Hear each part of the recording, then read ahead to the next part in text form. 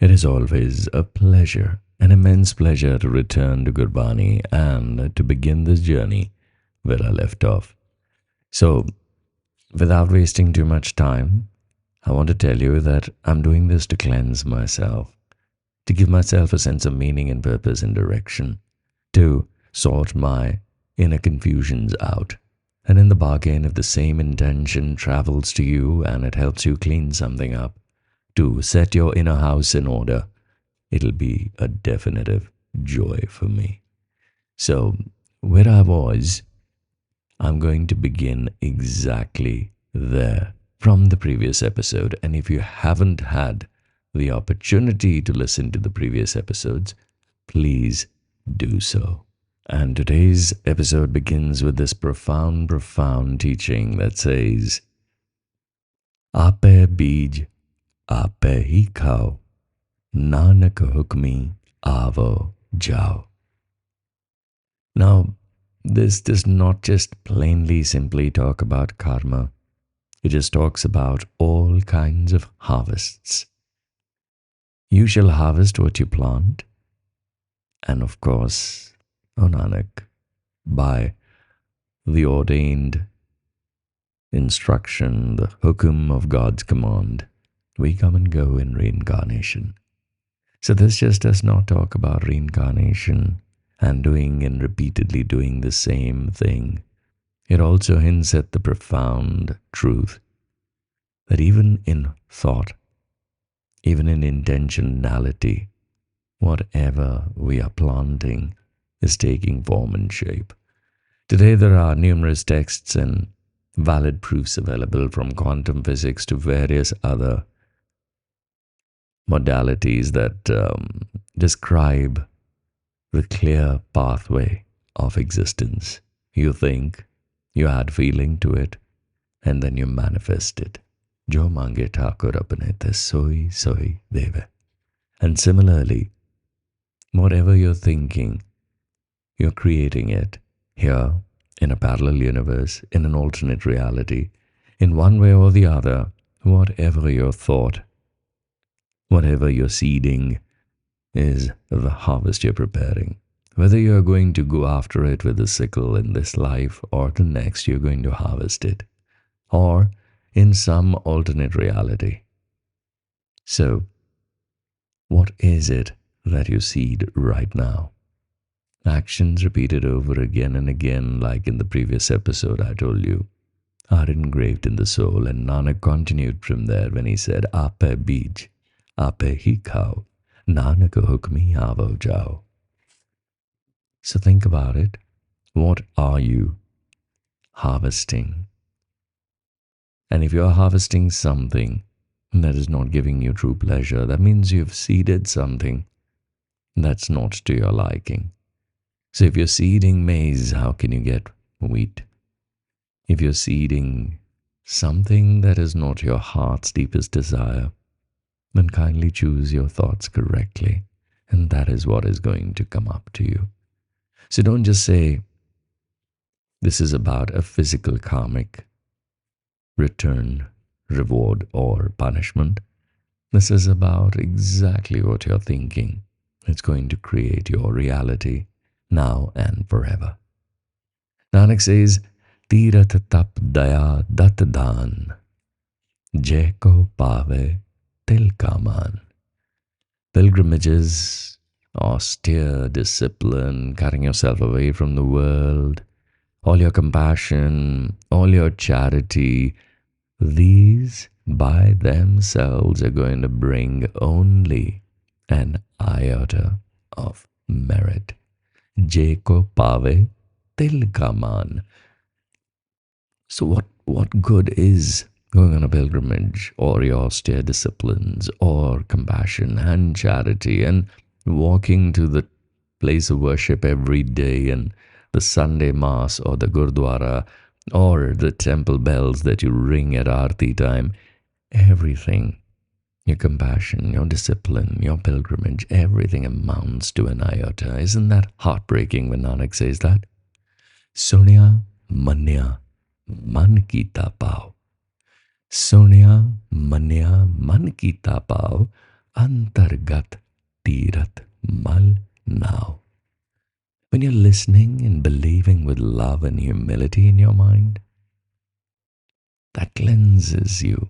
Because Nanak says, cleanse yourself with the name at the sacred shrine deep within. So all the outward display, all the showmanship and showwomanship that you believe in sometimes is such a futile exercise and a waste of time, and it amounts to something that is of no value. Dil ka maan, Nanak says. What truly is of value, what really matters is Sunya Manya Man Kita Pao. So the inner work is where every finger points, and when we start doing the inner work, this is when it starts to happen. Antargat Tirat Mal now. In the sacred inner shrine, you cleanse yourself. Sab gun tere, main nahi koi. Vin gun kite, pagat na hoy. And after all said and done, Nanak writes the disclaimer of just being an instrument of flute, a hole in the flute through which the music plays, and says, Sab gun tere, main nahi koi. All virtues are yours, my Lord, my giver, my beloved, my divine higher self. I have nothing. I am without any. Because if you're not out of the will, hukm andar sab kuch hai, bahar hukm na koi. If you're willing to act within the will, there's nothing that just is outside this superset. And once everything that you do and you perform is within the will, the divine will, then how can it be yours? It has to be the divine acting through you. All virtues are yours, Lord. I have none at all. Sab gun tere main nahi koi. Vin gun gite pagat na hoy. Without virtue, there is no devotional worship.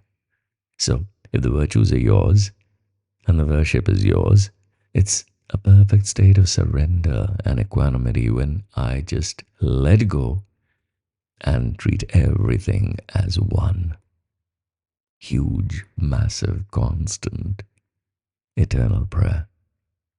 Swast At Bani Barmao. Swast At Bani Barmao. Sat Suhan Sada Man Chao. I bow to the Lord of the world, to his word, to the Brahma, the creator, the one and only, who infuses all of life and energy and creation through his will or her will. This immense power, genderless beyond form and shape, the Ek Onkar, has created something that is driving this entire creation beautifully. And to bow in surrender to that divine one, Satta Sohan Sadaman Chao. The beauty, the grace, the truly, eternally joyful, playful. To be a part of that and to act out like that is the true way to exist. How often do we forget that we need to exist with joy and love and truth and beauty? Because if you're acting out, if you're mirroring the divine's message, and if you are abiding by the rules set, which are the rules of playfulness, joy, sharing, giving, love, and immense beauty, how Nanak and Tagore and various other people who've come through time, Buddha, have admired nature, the lotuses, the flowers, the fauna, and they've written poems after poem to admire this gorgeous creation that is around us. And the moment we step into that creation through these prayers, or just by sitting in the lap of nature, we feel that connection, don't we? And in that connection lies true bliss. Kavan Suvela Vakat Kavan Kavan Tit Kavan Var. What was that time and what was that moment? What was that day and what was that date Kavan Siruti Ma Kavan Jit Hoya Akar. And what was the season and what was the month when the universe was created? All that big debate about the Big Bang. Nanak, the seeker, the inquirer, encourages us to ask, when? Was there ever a time on some clock ticking away that was never created? When the universe came into being, Veil na paya panditi je hove lake Puran.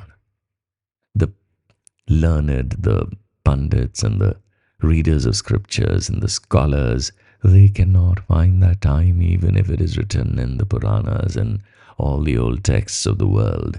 Vakat na payo kadiya je likhan lake Quran. And the time is not found by the Qazis in the Quran. Titvar na jogi jane. Ruttama na koi. The day and the date is not even known to the yogis, and nobody knows the season and time of creation. Ja karta sir ko saje. Ape jane soi. And the creator, the one who's created this absolutely beautiful divine play of stars and planets and constellations, that creator is the knower. No one else is privy to that. Kevakar akha kevasalahi kyo varni kevajana. And how do we communicate? How do we praise? How do we describe? How do we know such a creator? All you do is you just reach out with your entire beingness, with your entire power of the soul. That power too is given to you by that divine one. You just reach out, and you know this restlessness that we all feel sometimes?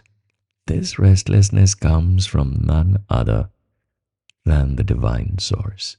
And this restlessness, this aching desire, this longing that we constantly feel is to go back home, to connect back with the Creator.